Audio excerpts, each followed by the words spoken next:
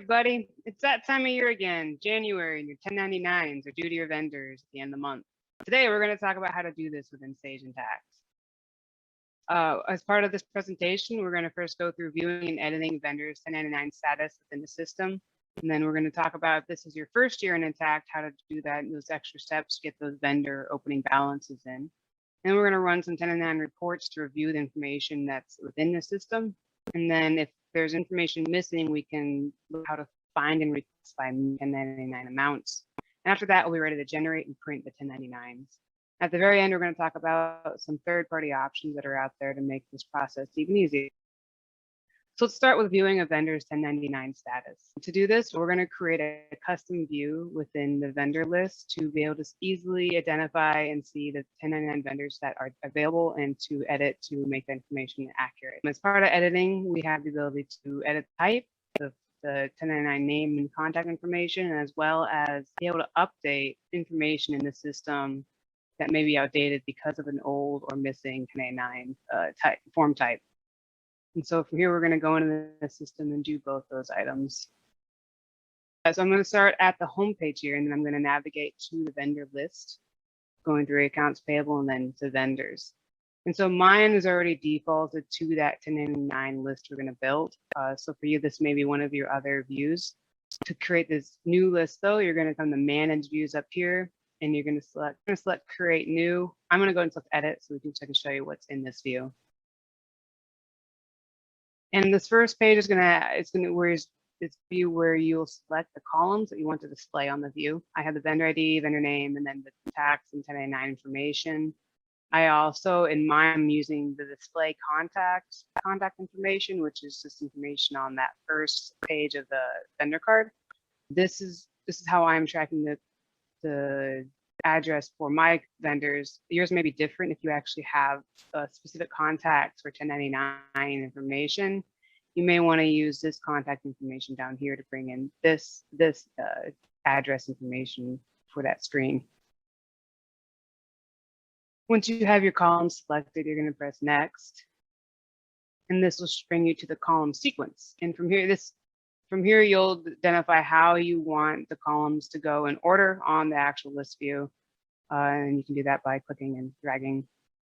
Once that's set, you then go to the next page where we can do the filters. I don't have any filters on my list. You can filter to only show 1099 vendors if you wanted to by going to the form box and then doing greater vendor equal to 1.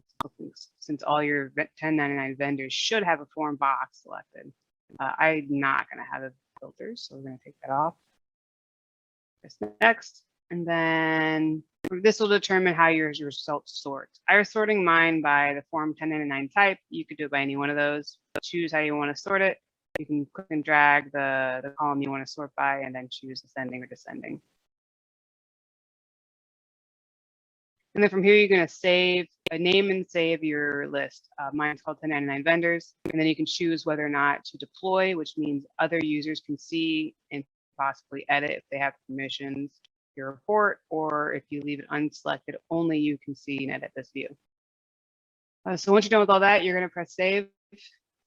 And then it'll bring you back to the vendor list. But by default, it'll bring you to whatever list you had been on when you went to create the list. So you'll want to come up here on the caret and click on your new list that was just created, and that'll generate your new list view. So from here, we can actually look at what vendors are being generated or are going to have 1099s generated for them, and we can edit them as needed from here. So let's say let's say this is the wrong miscellaneous, it should be NEC. We came into Amanda Workman, press Edit. You'd come down here and you could then click that form 1099 and change this to NEC. I'm not going to save this. I'm actually going to use this for another example later. But at this point, then you would just save it, and it would update once you save the vendor. I did not save that one. If you have other vendors, or maybe you need to actually add the vendor in, you could do that here. So the meal printing should be 1099 vendor, and it wasn't picked up during the vendor import or throughout the year. You can press Edit on meal printing, go up to the additional information page here. And then you could, if they have maybe a different 1099 name, you could enter that here. Oops. Tax ID, you're probably gonna want that to be able to submit the 1099, and then from here, we're gonna select 1099 form. Let's say this is an NEC. Select the box here, and then press it. One other thing I think was missing on this vendor was an address. And as I said before, on my list and on my 1099s, the addresses are being pulled from here. So if we put an address in here,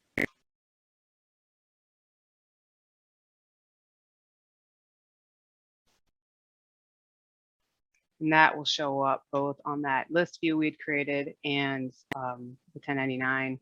Other people might be using this contact list instead.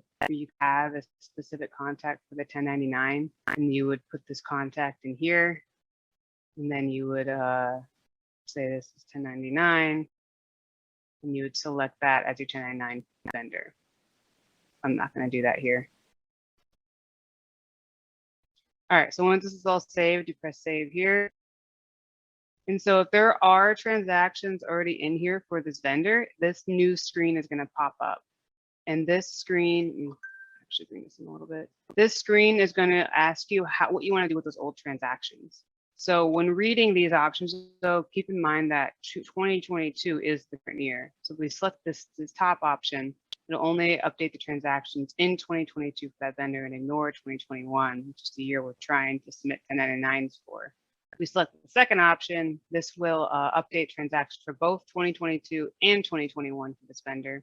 If we select don't update previous transactions, it will not get that 1099 flag to any of the old transactions, and will allow you to either go back and manually decide what you want to do with them or ignore them if they aren't 1099 eligible. For this one, we're going to go ahead and select update all transactions. So that way this vendor will show up in the report later when we do that. Press save, and then all that saves in the background, and now it's part of the 1099 list.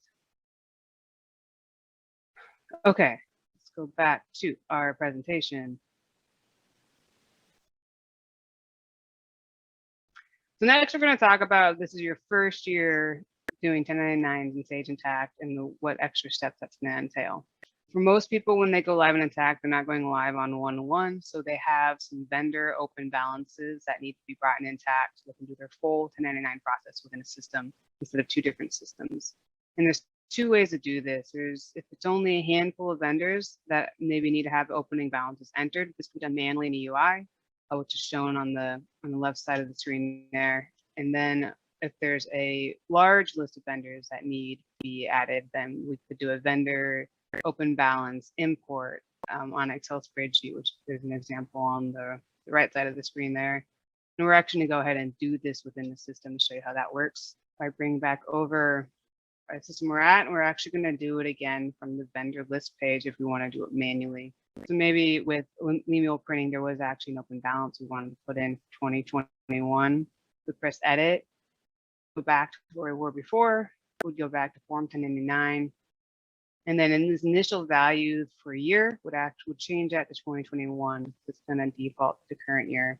Would select the box that requires that amount, and then would put in the amount that was from the legacy system that's missing an Intacct. And this is going to be a bulk amount that shows up on the 1099 to make it accurate. And then would press save. And that's all you do. So if there's only a handful of vendors, it can be easily done within the system. Otherwise, you're going to want to use this spreadsheet. I only have one vendor filled out in here, but you would fill this out for each vendor that needs to be updated. And this could be an export maybe from your legacy system. With the Intacct vendor ID, the name is not required, but you put it in for reference. And then the form type, form box, and then the actual opening balance amount. And once you have this Excel spreadsheet filled out, to import it, you would need to be an admin to do this part. So you'd have an admin come into the company, to the import data, and then you'd scroll down to accounts payable and go to the vendor 1099 opening balances, select import. Then here you're going to select the year, the initial value, or the initial, the year's initial values. just like we did in the manual part. You select 2021, you grab your CSV import, and then you press import, and that would bring it into those vendors just like we did manually. If you need help with this, especially if you're a first-year client, feel free to contact us. We can easily help you get through these steps. Okay, so let's go back to our PowerPoint presentation, because next we're going to talk about running 1099 reports in the system. And to do that, which once again in the accounts payable, and in that 1099, 1096 list there, then you have the 1099 reports. And this is a step of how to get there. I'm actually going to show you though in the system as well. So let me bring this back over and navigate away from where we were back into accounts payable, 1099s, and 1099 reports. And there are a lot of options in here to keep in mind. For one, it defaults to the current year. So you're going to want to make sure you change this to the you actually want to report on for 1099s. And these dates will always override any options up here in the reporting period. So you can ignore this unless you really, unless you want to actually erase these and use this instead. Then you have the option either select all vendors, or if you only wanted to look at one or two, you could unselect this and select from your vendor list to report on only certain vendors. We're going to do all vendors. If you're doing employee reimbursements, if you have a time and expense module and have employees that might have 1099s, you could change this. If you don't, you can ignore it. Grouping by, you can choose either group by vendors, 1099 category, or none. I'm going to leave mine at vendors. And then an important part, if the first time you're running this, you'll want to make sure you select the form 1099 type. And that's in here. You could select them all. It's only going to show you the ones that actually have values, but you need at least the ones you need. The first time you run this, is going to be blank, but then it'll remember your selection going forward. And on transaction information, you can either show all transactions throughout the year for all vendors, show only transactions that have 1099 flags, or show non-1099 transactions if maybe you're looking for one that's missing a 1099 flag. We're going to stick with only 1099 for now. And then you have the option to show only minimum eligible amounts, so you don't see any vendors that don't meet the threshold for 1099 filing. Down here is detail or summary. Detail allows you to see every transaction that is part of that vendor's transaction list. Summary only shows the totals for each vendor. And then you can choose what to do with your credit card payments. In this screen would exclude them if you check the box, or include them if you leave it unchecked. So we're going to go ahead and view the option that I've selected here. And this is shown, and so this is grouping it by vendor. We have ABC Supplies, which is that one. Lee Meal, we have 30,000, just that that amount that we put in as an initial balance. And same with Martin Electric, there's an initial balance in there. And then we have multiple transactions for these other vendors. And you're able to drill down the transactions by pressing here. We're going to get more into that in a few minutes. So a few reporting considerations to remember when running these reports. The Intacct defaults the current year. Be sure to change this before running. Be sure to select all form types you want to run the first time you run it, otherwise you're not going to get any results. Choose to run only 1099 for all transactions if you're just wanting to see the 1099 transactions. If not, you can change that selection. Then you want to make sure you choose how to handle your credit card payments. And you're going to want to decide the group vendor or 1099 category if desired, or you can do none. It's another option. And then you can run the report as a detail view to see individual transactions, or in a summary view to see totals per vendor. So now you know how to run a report. We're able to now find and reclassify missing 1099 amounts. And we're going to use that same report to do that, and we can change the parameters in order to find transactions that might actually be missing from it. We're going to go back into the system and show you how to do that. So if we customize the report and said only look for one vendor, so let's say maybe I didn't think Amanda Workman's amounts looked accurate. Oops, here we go. So I'm only going to run it for her. I'm going to go ahead and run all 1099 types. But if you're here, so I'm going to show all, so I'll see all her transactions. I want to definitely do detail, so I want to see each transaction there. And then current there for 2021, and then press view. And so we're going to see a list first of all the 1099 transactions and then any that might be missing. So we have one transaction. It looks like somehow that box got missed and isn't showing up on the or won't show up on the 1099 when it's created. So from here, we'll drill down to the bill itself, and we can definitely verify when we scroll down that this box is not clicked, but we have the ability to reclassify this to make sure it's on the 1099. To do this though, you're going to want to make two things are going to want to be turned on in your system. And these can be, if they're not turned on now, they can be turned on temporarily to make these changes and then turned off again. But the first one is you're going to want to be able to reclassify AP bills. And that's this button here. If you don't do this button after pressing edit, it means you do not have Reclassify on. It'll need to be turned on in your AP configuration. So you'll want to contact either your admin or your consultant to get that turned on if it's needed. Once you press Reclassify, the other thing that will need to be turned on if it's not is being able to do 1099 override. It gives you the ability to select this box once you press Reclassify. This is grayed out. It means you have it turned off. And once again, it will need to be turned on within the AP configuration. Your admin or consultant can do that for you. Then you can turn it back off again afterward. So once we do that, press Post. And it's been automatically added to the 1099 list and will show up now on the 1099 when it's generated. And that is how you finally reclassify missing amounts. Go back to our slides. So now we're ready to generate and print our 1099s. And there are a couple of options to do that. The first option is to print from Intacct to paper. And that'll be that 1099 form that's highlighted on the top there. That will give you a PDF. It generates a PDF, then prints to a pre-formatted 1099 paper. And then it can be sent out by paper, by mail that way, or scanned back in the email to their vendors. Then the other option is what's called a 1099 rate file. And this creates this CSV file or an Excel file. If you wanted to instead do an electronic option, such as an e-file, or you can use that to send to third parties to do the filing for you or other data manipulations there. So let's show you how to run those forms in Intacct. Back to accounts payable, back to the 1099 list, and so we'll do the form first. And we need to do it by form type.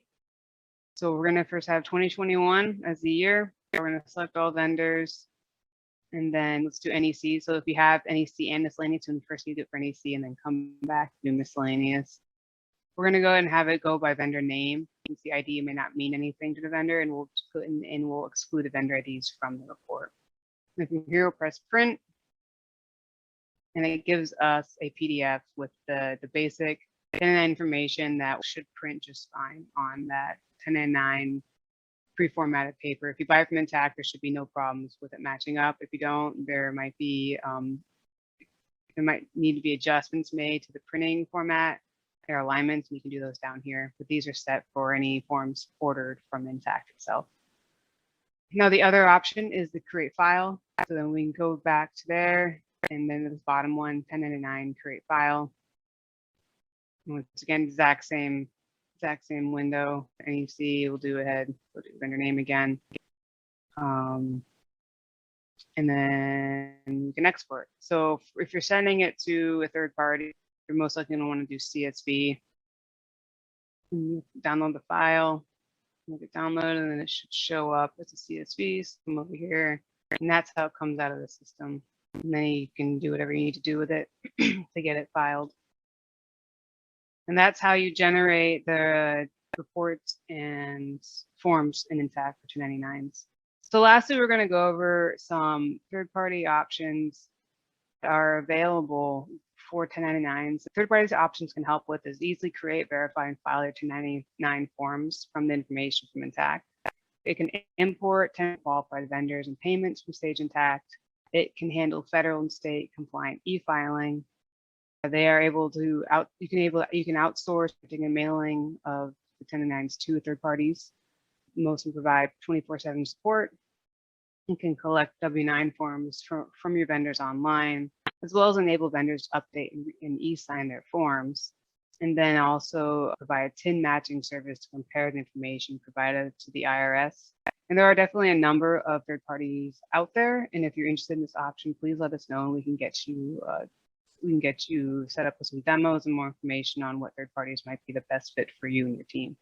And that concludes our presentation today on how to do 1099s in Sage Intacct. Thank you for listening and watching, and good luck out there with your 1099s.